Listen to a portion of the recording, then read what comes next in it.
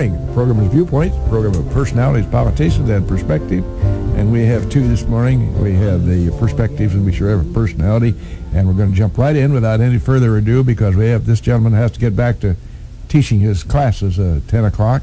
So, Judith, why don't you introduce our guest this morning? Oh, I would be so proud to do that. Yes, you would. Lincoln College has really big news, and it's Ron Keller's baby. Yes, it is. Yes, we went, my daughter Cass and I went to the soiree and had an opportunity to get a sneak peek at what was coming in the new museum, in the new building on the campus of Lincoln College. And we were absolutely blown away. And that was before it was finished. Well, it's finished. And it's having its grand opening, and I can hardly wait. And that's the truth. Tell us about what you hath wrought. Well, thank you. First of all, it's great to be here again. We appreciate you inviting me back. Yes, the Lincoln Heritage Museum finally will have its open doors, its grand opening, grand reopening, I should say, more to be exact, because we've been open for many years, but we're now in a new facility.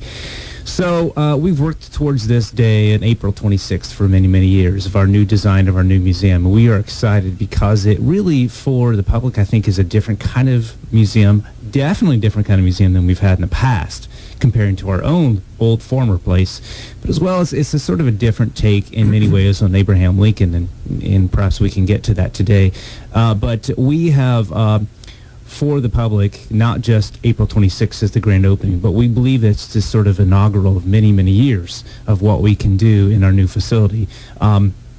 Continuing to be a resource for students and for the public, continuing to be a cultural attraction, continuing to be, in many ways, I think, a major economic driver for Lincoln and Logan County. So I can certainly spell more details, but this is, that's in a nutshell what we have planned for April 26th and beyond. Well, you know, a lot of times, maybe most times, Mr. Keller, people tend to think of museums as somewhat very interesting, but somewhat stuffy and so forth. There's kind of an aura about that. Not so here. This museum comes alive, and we're going to let you go into that right now, because that is what you said. You were blown away.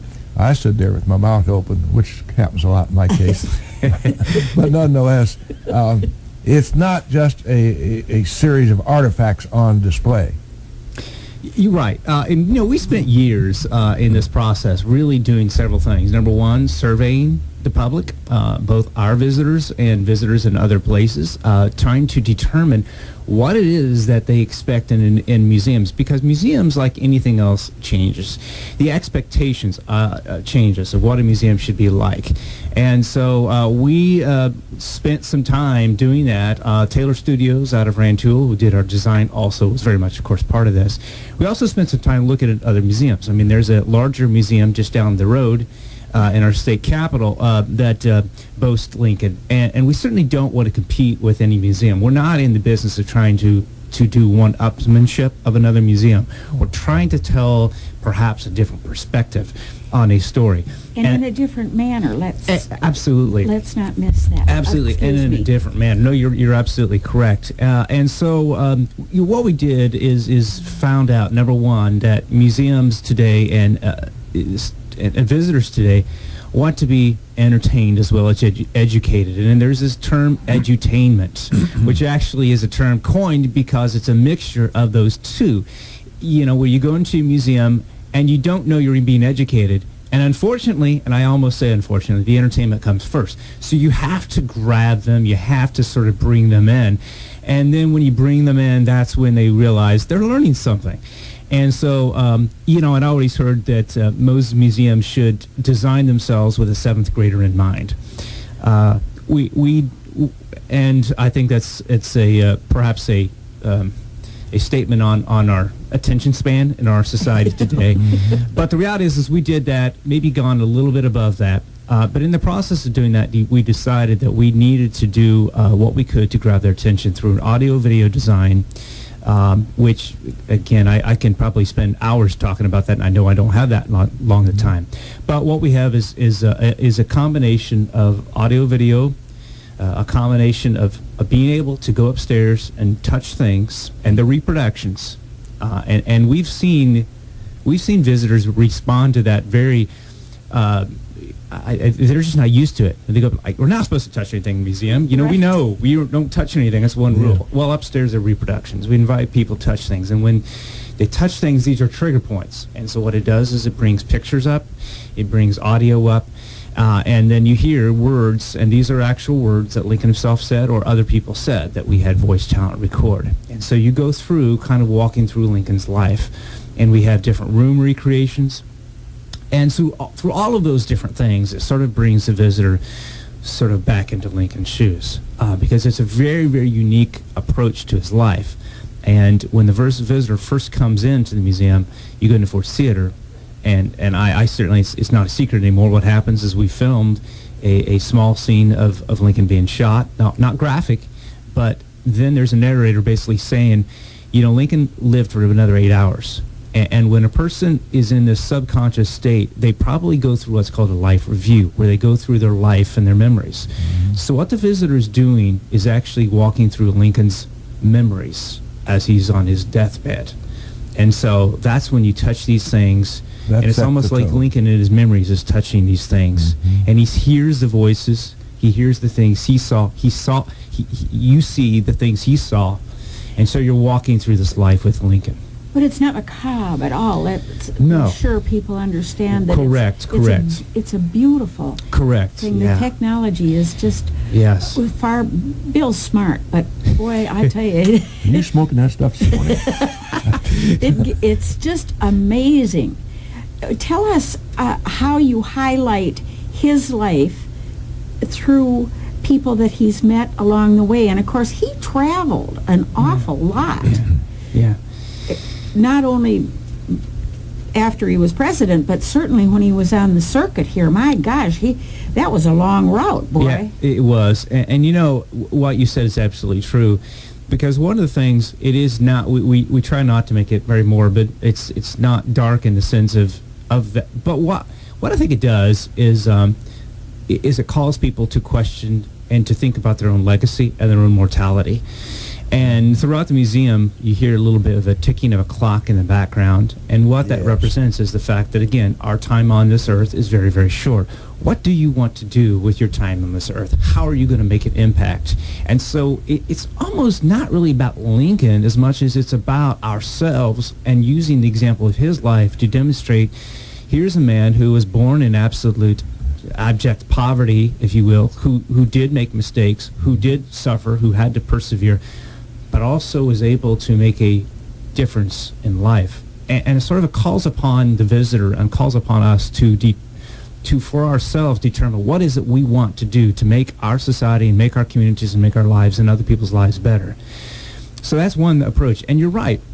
This is not just about Lincoln, it's about the people that he met. And so we introduced the visitor to over 60 different people who were part of this whole story, this whole mosaic. Because when we live life, we like we're doing right now, we communicate with people, we touch people's lives. And the fact is that Lincoln didn't singularly himself rise to power on his own. It was because of the people around him. The people that he met in Kentucky and Indiana, the people that he met when he was traveling on the circuit, as you said, thousands of miles for 6 months of a year at a time. And through these court cases, through when he became a politician and debated Douglas and met all these people, those were the people that got him elected, and those are the people that became part of what we know of in this particular period of time. And also, we really demonstrate a lot about the characteristics of Lincoln. And that's another thing I think that makes our approach differently, is in the end, as I said, it's not just about, okay, this is a great life, thank you, Lincoln. It's about perseverance, it's about ambition, it's about vision, it's about intellect, it's about all these sort of things that are character qualities. Because I hear over and over again, you know, Lincoln saved the Union, he freed the slaves, and that's fantastic. But to me, and I think to a lot of visitors, what makes this man great and worth studying is the fact that he had these character qualities that he developed. He wasn't born with them necessarily, but he developed. And because of those character qualities, that's what made him great. That's what we should learn from. In fact, our tagline is learn from Lincoln, live like Lincoln. So we can take these character qualities, again, think about our time on this earth and how we can then use these character qualities, develop them on our own, and live those out. Do you think the fact that he traveled so extensively when he was on the circuit, that he would have had an opportunity to meet so many more people, than anybody else that lived here Nobody in else Lincoln traveled did there. or Yeah, anything, yeah. you know? Yeah. And we are a composite of all the people that we've met in our life. We are, because we draw from each and every one of them characteristics that we admire. And he certainly had an opportunity to do that with his thousands of miles of travel, and being the main entertainment committee in these small towns after the court closed. You're absolutely correct. The reality is that, and I always contend, and I shouldn't take credit for this, is Frank Williams, a great Lincoln author, I think, that really said this, that I love to copy, is that there have been many presidents who've been lawyers, but Lincoln was the only lawyer who was a president, because that formulated his whole sort of intellect and how he viewed everything was his law circuit. And to minimize the law circuit would be, I think, to minimize who Lincoln was. And Guy Fraker, who we all know of, wrote this great book on Lincoln and the circuit, which I think for many people opened their eyes to the reality that was what made him president. That's where he met these people. That's where he formed a lot of the political acumen. That's where he basically became, I think, for him, it was the sense that he can do things and he can make his own life better. But through the law, he can also begin to expand the politics and the meaning of America and what this really means. And the foundation of our country comes from the root of law. And it is really, I think, for him, that's what made it. Had he not been on the circuit, he never would have become president, because that is truly what drove him. And you're absolutely correct. Through the circuit, he meets all these people. And Samuel Parks, Logan County attorney, who we talk about in the museum, David Davis from Bloomington. And I will also say one of the voices that we have in the museum is David Davis, basically saying Lincoln was happy on the circuit and happy nowhere else. That really, for him, drove him. I can't imagine, because he was on this, I don't know, worst weather conditions. We know Central Illinois, and it wasn't, you don't get in your car. I mean, and he wasn't was on his this course. Tesla. Oh my, yeah, and through all kinds of inclement weather. But he truly enjoyed it. He truly, really found his place there. He really did. You know what, excuse me, honey, go right ahead, Oh gosh, please. I keep going ahead. Well, that's fine. You He own must half have the had show. such an awfully magnetic personality. Yeah, People seemed to have been just drawn to him. yeah. They came out, they got dressed up in their Sunday go-to-meeting after court was over, and they'd come to listen to him just ramble. Yeah, you're right. And reality is that I guess in the days with few choices for entertainment, no bowling alleys, no Walmart, sorry to endorse, no, I'm not endorsing any business here, no sports games. The reality was that the courtroom was like your county fair. It was like, they would dress up in their finest because these people were celebrities. When these attorneys came in, courthouse days were really, really something to see. And they would have ball games, they would have potlucks, they would have everything just sort of revolved around the courtroom. And so, so it's no surprise, I think, in many ways to see how people like a lawyer, like Lincoln, could be elevated in people's minds as almost a celebrity type who would be someone who would be worthy. And, of course, it's not just a celebrity type. But you're right. He had this sense of merging, being able to merge this personality and this comedic sense with wisdom. And I think he surprised a lot of people because he came in as this sort of all-shucks guy, sort of the Henry Fonda type guy that we know of from young Mr. Lincoln. He come in, and his pants were a little bit too short, and his hair messed up, and people would probably say, what is this guy?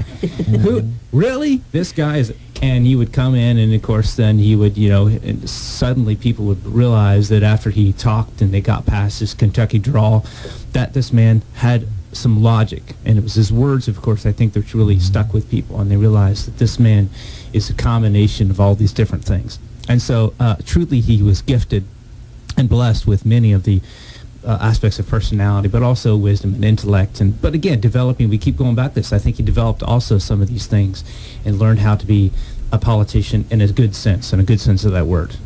And a lot of moxie. He did. You have to. I think you have to. No, you talked, Bill. I talked. I was intrigued, Ron, that we found right here in our own backyard, so to speak, a firm which does this work, Taylor Studios over there in Rantoul, and how providential that was to to have them so close to us, so that your working relationship was not difficult like they weren't out in Hollywood somewhere. By the way, that's WLCN anyway. But we had people of substance in the museum building industry. I don't know whether that's the correct terminology, but or the building development as far as museums. They've done a fantastic job. That opening gambit where they're in the box at Ford's Theater, if that isn't an attention getter, nothing else is. You're absolutely correct. You know, Taylor Studios is you're right, out of Rantoul. We had looked at several design firms, and several that were not even located in the Midwest, because they're just not everywhere. I don't think Atlanta, Illinois has one here, so we had to go out a little bit beyond. But the fact is that Taylor Studios out of Rantoul is a company which does design and build and design. They designed as well as they fabricated it. And those are two separate components, and not all companies do those sort of things, because some companies, we got the great ideas, we can design it, but you got to have somebody else build it. And so they're a design and build team. And so that was good having the same company do it, because it was very seamless. But Taylor Studios, it was interesting because being in Rantoul, their next project after they left us was North Dakota. Then they had one in California, and then they also have a project in China. And that's out In of China. town. Yeah, that's a little bit out of town. Boy, Right, out of travel Logan County. expenses on that are going to be significant. Right, and that's why I think they particularly loved us, and that's why we probably got a little bit more bang for our buck, is because the fact is they were able to drive just a little over an hour, and it really just was a little bit less costly. But I certainly don't want to slight them just for being in Rantoul. I think the fact that they were in Rantoul has nothing to do with the fact that, you know, we that's why we got them. For anybody who's ever seen the cyclorama in the Gettysburg Visitor Center, that's Taylor Studios, and it has been for years. I talked about that, like, whoa, you got to see, when you go to Gettysburg, you got to go to the Gettysburg Visitor Center. Well, when you see this, it's like, whoa, Taylor Studios came up with this. And it was Taylor Studios that actually had this whole life review thing that I talked about earlier, this whole approach, which I thought was pretty creative. I can remember when we got this little sneak preview, one area where you walked up and touched a little footstool, and the whole thing came alive. The technology is such a miracle. Talk about that. Well, they have what's called a bend loop digital system, which I'm going to talk about that knowing that I have absolutely no clue what I'm talking about.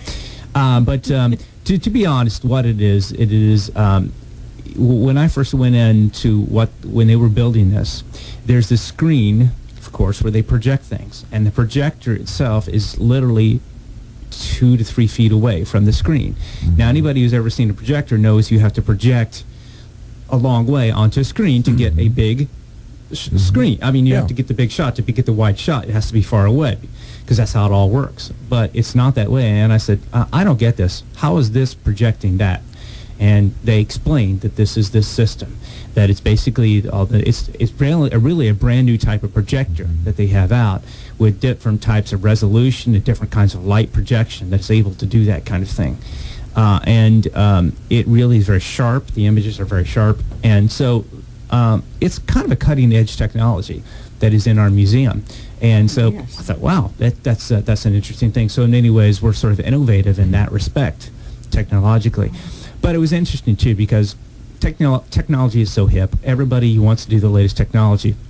And it's interesting because we thought, well, how about all this sort of new technology where you pull this down with your hands, like you see on almost virtual world type thing. And they warned us against it, saying that's fantastic now, 2 years, 5 years, it won't even be. Even these QR codes, which were like the big thing, are beginning to go a little bit out of fashion. People thought those are going to last forever, because you take your cell phone, you go against that, and it suddenly comes up. What's great, but those things are actually becoming more obsolete already.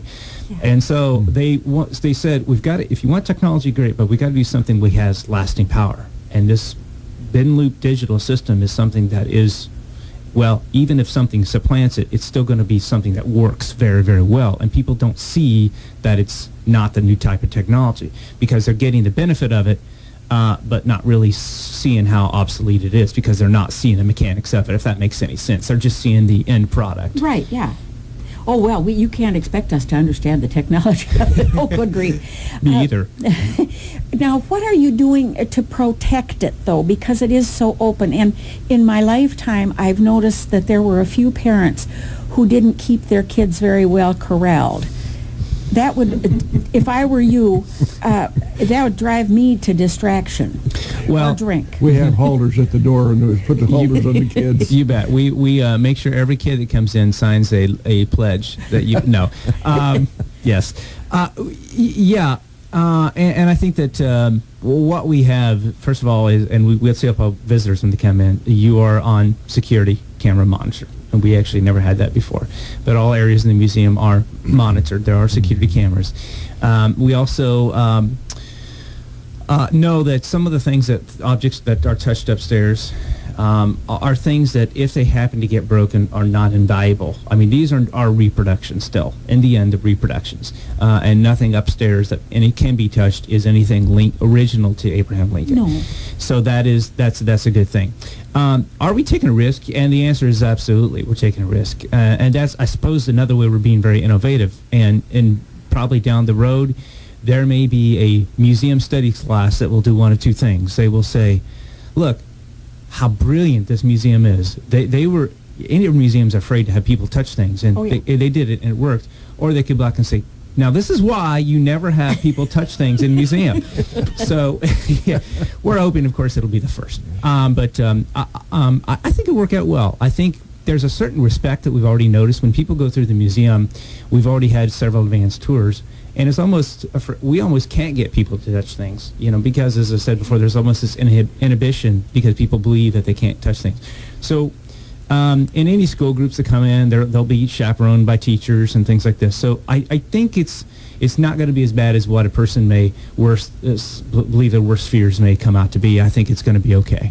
The museum that the college has been very well respected. But there was so much more material that couldn't be shown because the museum was too small.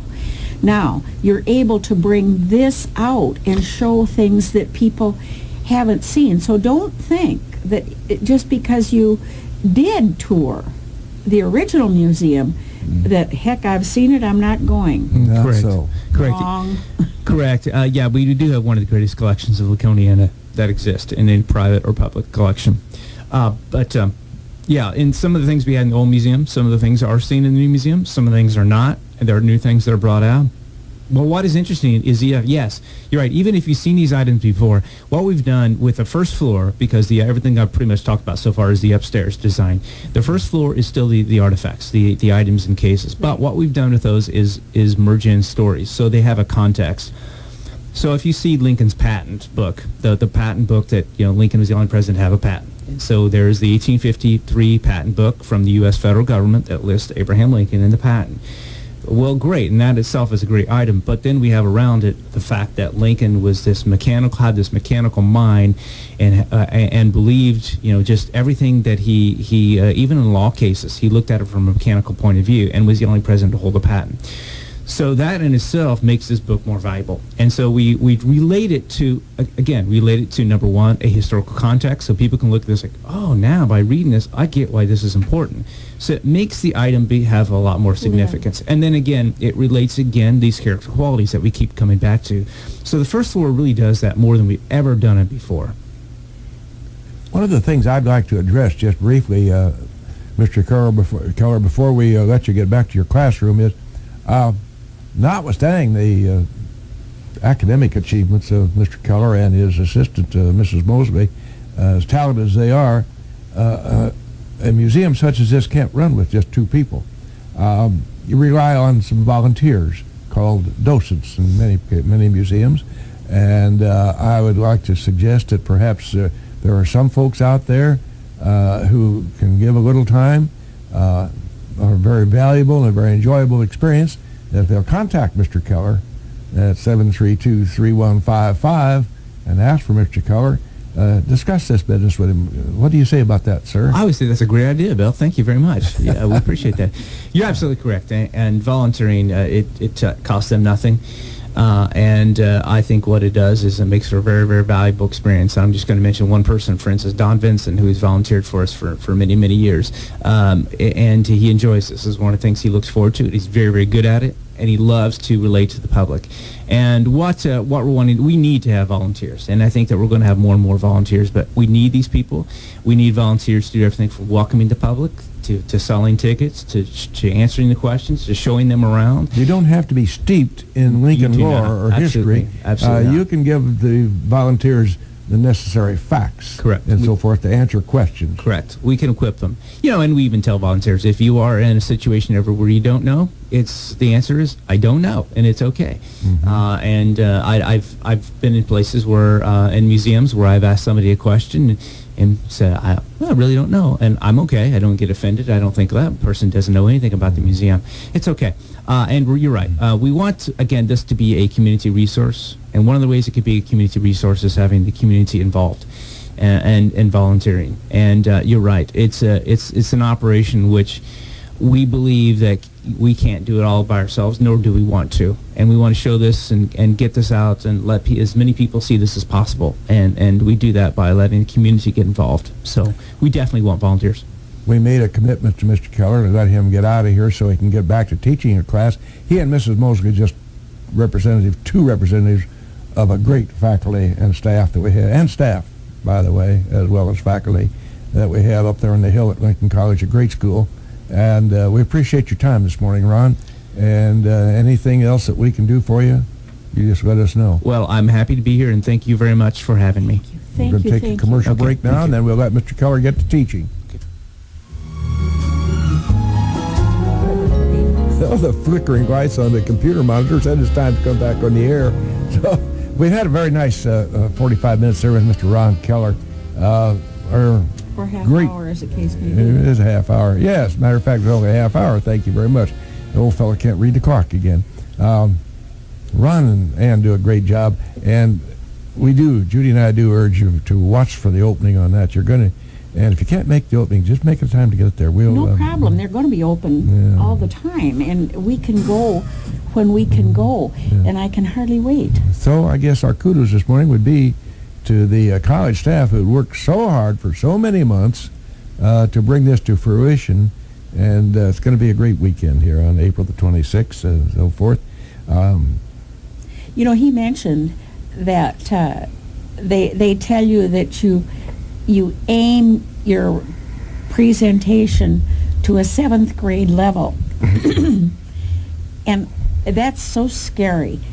The whole of Asia and Europe are ramping up education, and for instance, LCHS in its infinite wisdom has dropped the standards for graduation. Now, excuse me, we really better wake up and smell the roses here. What is this Common Core business? I don't understand how they teach math with Common Core. I don't understand how they teach math. Well, it's just kind of like... You're a tutor. You've seen the new math. It's kind of like Will Rogers. Not everybody out there remembers Will Rogers. Comedian, philosopher. Whew, tough word this morning. But a brilliant guy, a funny guy. And he once said that there are men, and not today, but he also, and ladies, running the government who really should not be allowed to play with matches. Well, that kind of... Oh, dear. Well, the man was right. That sounds so Will Rogers. And mind you, he died in 1935, so think about that for a minute. The man was brilliant. Anyway, people who keep fussing with the basics that have worked so well down through the years, they're the folks who ought not to be played with matches, If it ain't broke, don't fix it. Yes, in some cases, I don't really understand this. Why would we lower the standards to graduate? Why would that be necessary? Because of the dropout rate. Well, what does that tell you? That tells you, of course, that somewhere down the line, starting in the very early ages of the elementary school, that some people start slipping away.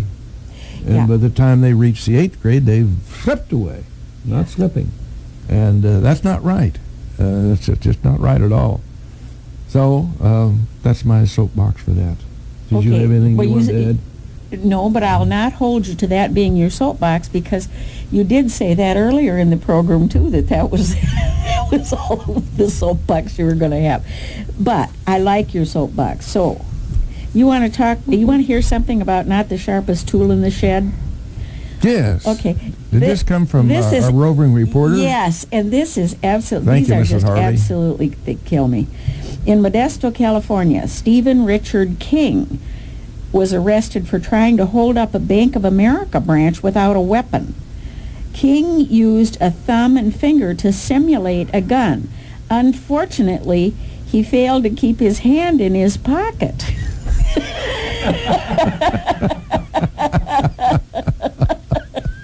Oh, well. Don't you remember playing Cowboys and Indians as a kid, and you'd run around with your thumb and your forefinger and shoot the bad guys, the cattle rustlers or whoever they were? Oh dear, I think that's just absolutely a hoot. Oh dear, you want one more? I'll allow you Okay, one more. okay. Yeah.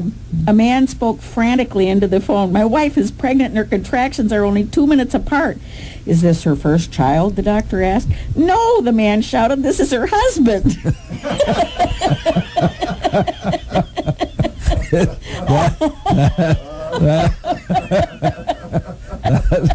Anybody? This reminds me. You remember the old radio program, Can You Top This? Yeah. Where they tell stories. And so if anybody wants to top that, 648-5510. I found another Will Rogers quote. Pretty appropriate. Go for it. Pretty appropriate. Old Will says, if we got 1/10 what was promised to us in the State of Union speeches, there wouldn't be any inducement to go to heaven. Yeah, there is that. There is that. And mind you, as I say, 1935 when the gentleman died, which was a strange thing, by the way. Will and a fellow named Wiley Post. Now, there's a name for history. What a name to remember. Wiley Post. Well, it's that would stick with you if he was your Boy Scout master. Well, yeah. You know, sometimes we should maybe stop and think about what our surname is and get something that complements it. Well, the interesting thing about Wiley, he was quite an adventurer, and those that know the story, he had one eye. He had a black patch over the other eye, and he was a pilot.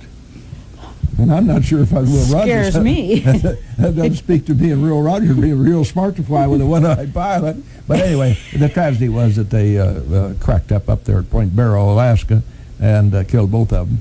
But Will Rogers was a very, very funny man, and he came up with a lot of pithy sayings that were quoted then and now forever. So he's just one of our characters out of history that left an imprint forever. That kind of harkens back to what we were talking about this morning. There are some people who say it and it sticks. Well, yeah. For instance, Mr. Lincoln said, "You cannot strengthen the weak by weakening the strong." Now, We're working on it, though. That's a part of what we just talked about a few minutes ago, and that is the dumbing down of America and making it easier to graduate by changing the standards a little bit. It just flies in the face of common sense, and I do not understand it. 648-5510. Somebody might want to argue with me about that, and that'd be fine. Be glad to talk about that. Common sense just isn't always the issue, though. Oh, I didn't know that. That's passé. You're living in the past. Well, it's a good thing. That's a good thing. The other guy, another quote. I did know Henry Cate. Did you remember him?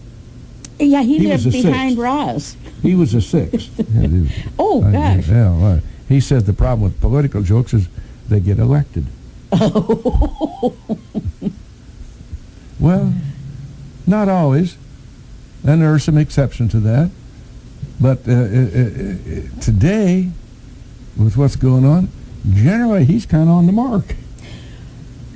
Well, you know, because it's been the topic of political, maybe not jokes, for so long, Obamacare sign-up time has come to a close. 7.1 million people have signed up. They haven't told us how many have paid. I suppose that's the .1. Mr. Shakespeare million. said that right. There's a rub. There's the rub. And what do you suppose it costs to hire all these people to go to every nook and cranny of the country to help people sign there's the rub. up? That's going to cost $2.98. I assume they were paid. I don't assume they were all volunteers. Oh, Nobody mentioned that they were being paid, but I just kind of are you think they living might have been. You're living in a cocoon if you think that was the case. But for goodness sakes, old Clarence Darrow, the famous lawyer, he was in the Scopes case, wasn't he? He and Williams Jennings Bryan. Yeah, that's right. Anyway, Yeah. old Clarence said, when I was a boy, I was told that anybody could become president. And I'm beginning to believe it. Again, quotes from way back. And now relate that to today, over the years. And we worry about the young people and how they just aren't doing things the way the old people did them, And Socrates was very worried about that too. And that goes back a long time before Clarence Darrow. Was that Henry or Bill Socrates? It was Bill's twin, Spot. Oh, yeah, okay, Bob, I remember him well. Well, of a serious way, we've had the fun of having Ron Keller here this morning. This museum, folks, is something you're not going to want to miss a chance to see if you can't get there at the opening. And there's going to be a huge crowd, so maybe it's not a bad idea to kind of pace yourself and find a time that's convenient to you. But it's going to be worth the time. It's going to be worth the investment. The initial visit is going to take over at the second floor, going through the holograms and the animated displays. That's going to take over an hour. So when you go up there, be prepared to relax and enjoy yourself and absorb the whole flavor of the thing rather than just rushing through. Because if you do, you might just well stay at home. I've told my sister-in-law that she better get her grandkids up in Minnesota and bring them down here to go through this, because their father became such a Lincoln devotee just because he was coming to Lincoln, Illinois, and we'd gone to the taken him to the museum over here in Postville Courthouse and the things and talked about it, and he really got into it, and I think those kids will too when they see this. And I'm taking my great-granddaughter. I'm sure she'll have a spin on it. I have to get a bus to take my great-grandchildren. God's sakes. 7 of them, boy. Anyway, the weekend there's a lot planned, but I've gone through the registers, the guest registers, even before they moved here, in the old museum, and it was amazing to see the out-of-country, not out-of-state people, the out-of-United States people, visitors, who stopped, and that's going to be increased several-fold. People wanting to make a pilgrimage to see this once the word gets out. This is going to be a great thing for the community from an economic standpoint. We're going to have some people come, and they're going to patronize our eating places and perhaps our what we sleeping places. What we used to call filling stations. Remember that? Yes. We're dating ourselves. Yes, Jim Ash doesn't even remember when you went to get your car filled up. Somebody would come out there and check your tires and wash your windshield. You do? Do you? Oh, you're just teasing us. You're just trying to be part of the gang here, Jim. But he does go back to the point where the guy had a leather hat on, with a little visor, and come out and he mechanically pumped the gas from the tanks up into the glass top, and then let it I've seen those gravity feed down into your tank. Yeah.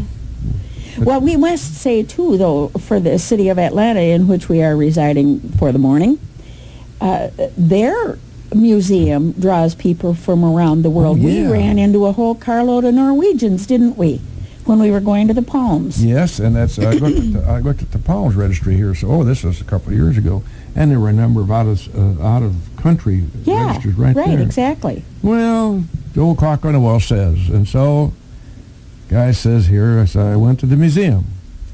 where they had all the heads and the arms from the statues that are in other museums. Thank you for Viewpoint.